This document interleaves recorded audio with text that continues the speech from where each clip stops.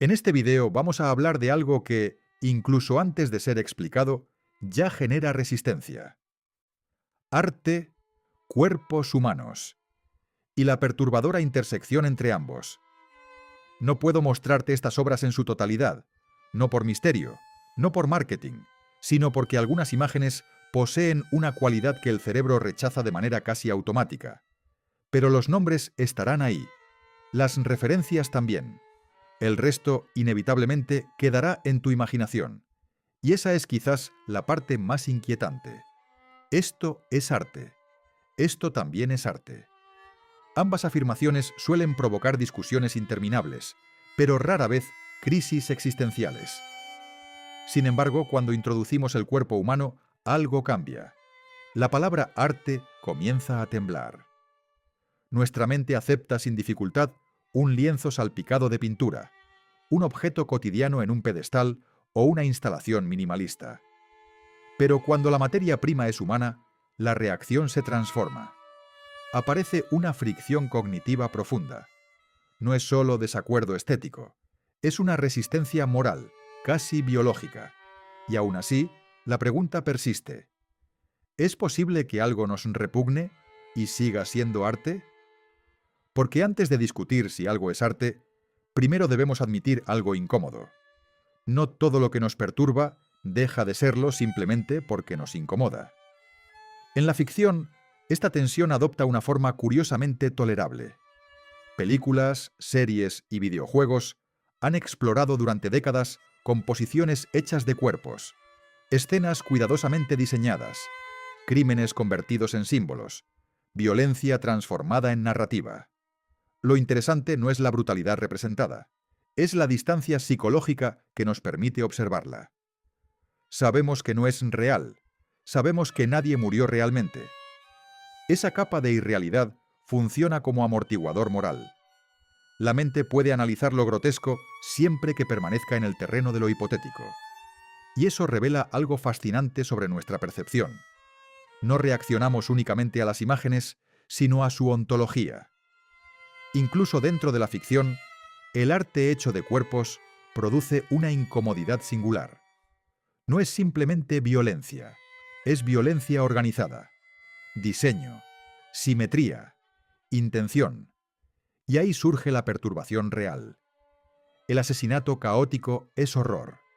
El asesinato convertido en composición es otra cosa mucho más difícil de procesar, porque introduce estructura donde esperamos absurdo, orden donde debería haber únicamente tragedia, y el cerebro humano desconfía profundamente del orden aplicado al sufrimiento. Existe una idea incómoda que rara vez se discute con honestidad.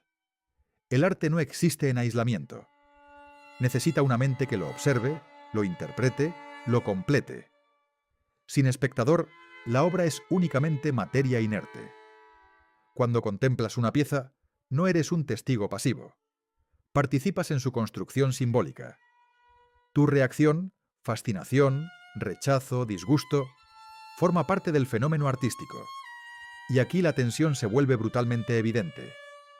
Si una obra está hecha de cuerpos, ¿qué significa mirarla? ¿Analizarla? ¿Debatirla? ¿Clasificarla? Porque en el mismo acto de observación, el espectador queda inevitablemente implicado.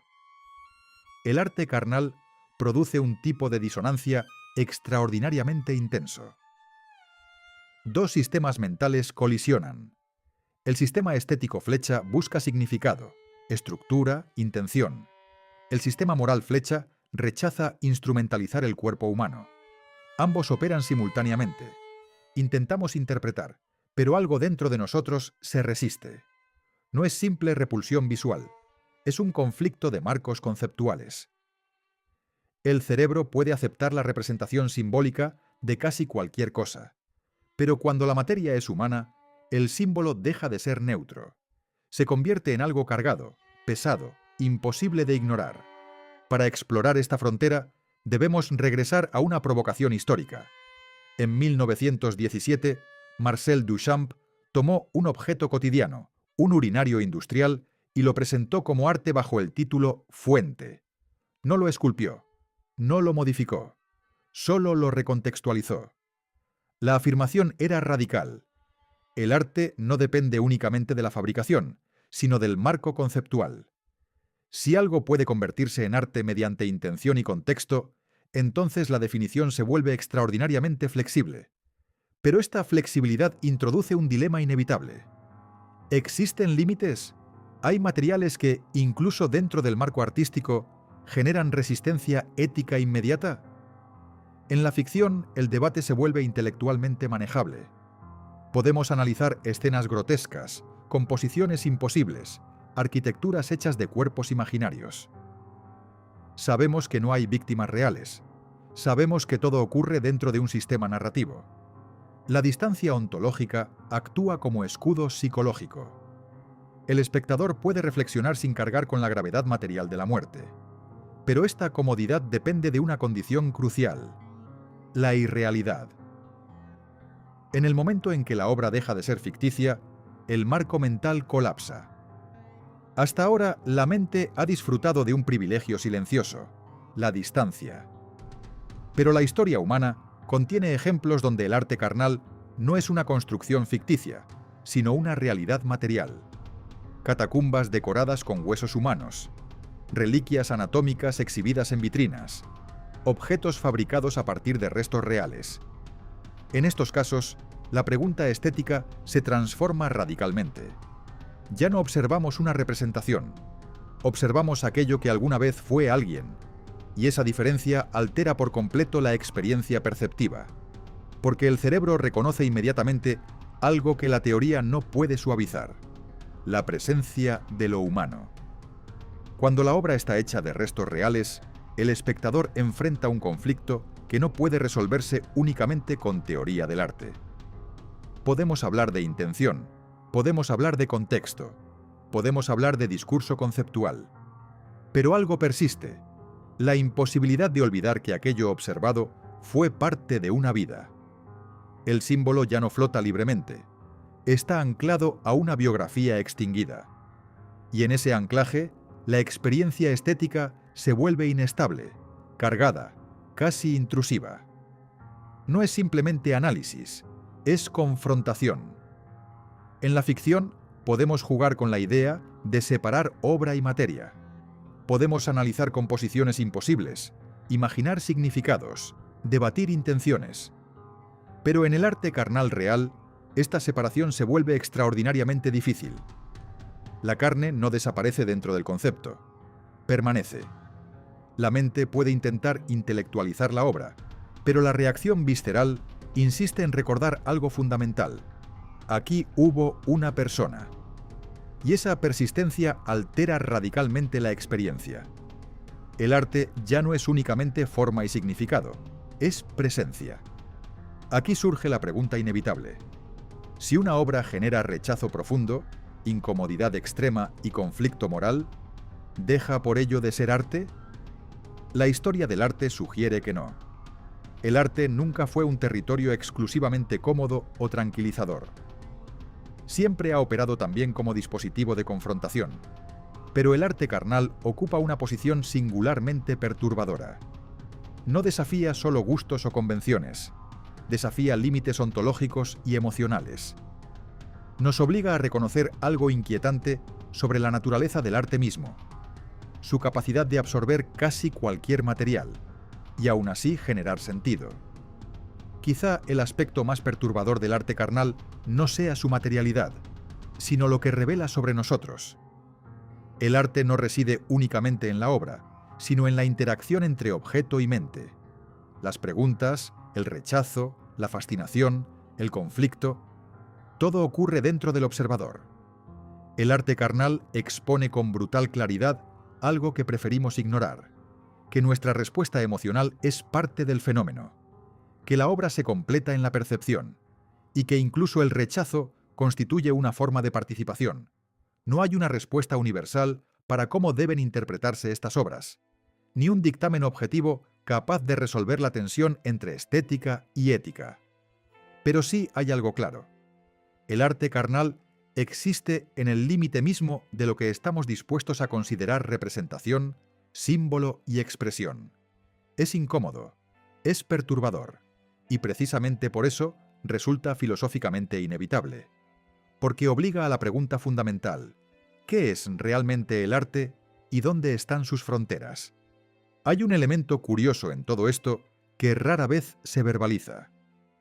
Muchas de las reacciones más intensas ante el arte carnal no son puramente morales, no son exclusivamente racionales, ni siquiera son del todo conscientes, son viscerales. El rechazo surge antes del análisis, antes del juicio intelectual, antes de que podamos articular una postura ética coherente. Y eso resulta profundamente incómodo, porque sugiere que nuestra relación con ciertas imágenes no está gobernada por principios, sino por mecanismos más primitivos. Cuando hablamos de arte solemos pensar en el objeto, la obra, el material, la técnica.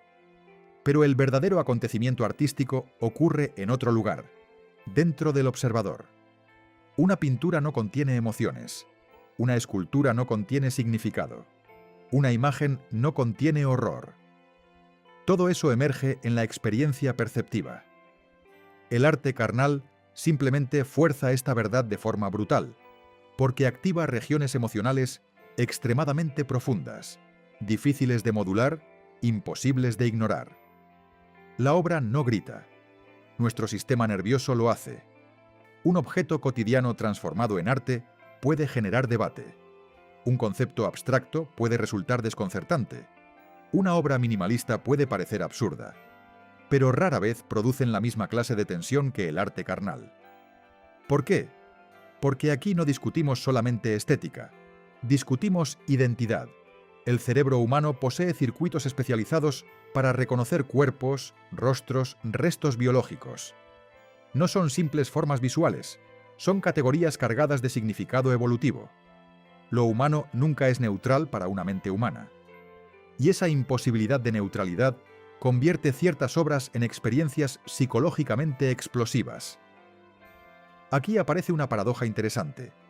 Podemos aceptar intelectualmente que algo sea arte y al mismo tiempo rechazarlo emocionalmente con intensidad absoluta. Ambas respuestas pueden coexistir sin anularse. Esto revela algo incómodo sobre la naturaleza del juicio estético. No es un veredicto lógico, sino un equilibrio frágil entre cognición, emoción, cultura y biología. El arte carnal tensiona todos esos sistemas simultáneamente, y cuando demasiadas capas entran en conflicto, la mente no resuelve. Colapsa en incomodidad. Las fronteras del arte nunca fueron fijas. Lo que una época consideró impensable, otra lo integró. Lo que fue escándalo terminó en museos. Lo que parecía absurdo se convirtió en canon. Esto no significa que todo deba aceptarse sin crítica, pero sí sugiere algo inquietante. Los límites del arte no están escritos en piedra, sino en la sensibilidad colectiva de cada generación. El arte carnal no solo desafía normas actuales, pone en evidencia la naturaleza mutable de esas normas.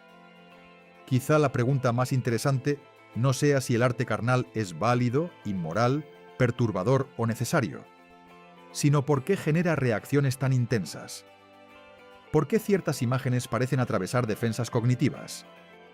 ¿Por qué algunos materiales alteran la experiencia estética de manera tan radical? ¿Por qué la mente lucha por mantener distancia? Tal vez porque estas obras tocan algo fundamental, la dificultad de separar representación, materia y humanidad. Y en esa dificultad, el arte deja de ser una categoría cultural y se convierte en un espejo psicológico. Quizá, después de todo este recorrido, la respuesta definitiva nunca fue el objetivo.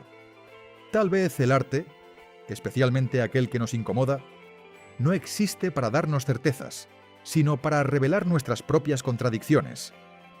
Lo que rechazamos, lo que nos perturba, lo que nos resulta imposible de mirar con indiferencia, suele decir más sobre nuestra mente que sobre la obra misma. Porque el arte, en última instancia, no es solo lo que vemos, es lo que nos obliga a sentir. Y en ese espacio incómodo entre percepción y reacción, entre fascinación y rechazo, es donde realmente ocurre la experiencia humana. Si disfrutas explorando estas preguntas, desmantelando ideas aparentemente obvias y adentrándote en los rincones más extraños de la percepción, la mente y la realidad. Este es exactamente el tipo de experimentos que realizamos aquí. En este canal no buscamos respuestas simples, buscamos preguntas incómodas. Así que si te interesa este tipo de contenido, puedes suscribirte a El Laboratorio de Darwin. Aquí siempre habrá algo que desafíe tu forma de mirar el mundo. Gracias por acompañarme en este experimento mental. Nos vemos en el próximo.